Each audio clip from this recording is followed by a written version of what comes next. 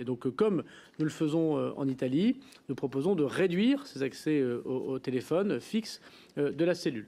Le troisième sujet, c'est la mise en place d'hygiaphones pour les parloirs. Aujourd'hui, depuis une directive européenne, à la fois les fouilles systématiques et l'hygiaphone ont été abolies. Le fait de le distinguer pour certains détenus les plus dangereux, comme c'est le cas notamment en matière de terrorisme, mais comme c'est le cas en Italie pour la mafia, et pour toucher quelques centaines de personnes, serait rétabli pour ces personnes. Le fait évidemment aussi d'éviter les extractions judiciaires qui posent des problèmes évidemment très importants pour les forces de l'ordre, mais aussi pour les agents pénitentiaires, non pas en phase de jugement. Et là, l'amendement que je propose est moins disant que nos amis italiens. En Italie, du début jusqu'à la fin, y compris sur les phases de jugement, la personne reste dans sa prison, dans la prison pour écouter le juge, voire même le prononcé du jugement.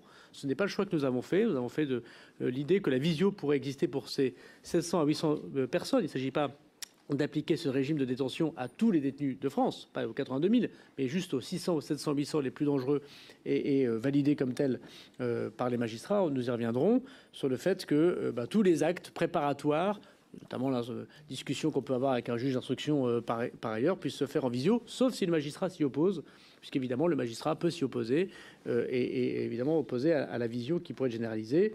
Mais on renverse la charge évidemment de la difficulté. Je ne dis pas que l'ensemble de ces mesures aurait empêché à coup sûr M. Ambra de s'évader, mais il est certain que s'il n'avait pas été devant ce juge d'instruction pour un moment qui a duré que quelques minutes, si la maison d'arrêt d'Évreux avait été remplacée par une prison pour peine, s'il avait un régime de détention qui aurait été plus attentif à sa dangerosité, on aurait pu penser que les choses sont évidemment extrêmement différentes aujourd'hui. En tout cas, ce régime de détention d'une part, ce régime de visio d'autre part, qui concerne, vous l'avez compris, qu'une partie infime de détenus, mais extrêmement dangereux, fait partie des amendements nouveaux que j'ai introduits. Devant les difficultés que pose évidemment ce régime de détention extrêmement strict, évidemment le débat parlementaire évidemment va nourrir le débat qu'on pourra avoir. J'ai décidé de saisir le Conseil d'État sur ces deux amendements. Le Conseil d'État se réunira en section intérieure la semaine prochaine. J'ai eu un échange avec le président de la section intérieure du Conseil d'État et je lui ai proposé de venir le défendre en personne en section intérieure du Conseil d'État. Je leur ai dit que le président de la Commission des lois et les rapporteurs, s'ils souhaitaient, étaient les bienvenus à la demande du président Thiot. Puis l'Assemblée générale du Conseil d'État décidera ce qu'il souhaitera. Moi, je donnerai public le rapport du Conseil d'État. Et postérieur à la Commission des lois, s'il faudra modifier le texte en séance, nous modifierons le texte en séance pour qu'il soit évidemment vu d'un point de vue constitutionnel et que chacun comprenne que ce sujet, me semble-t-il, peut nous rassembler collectivement.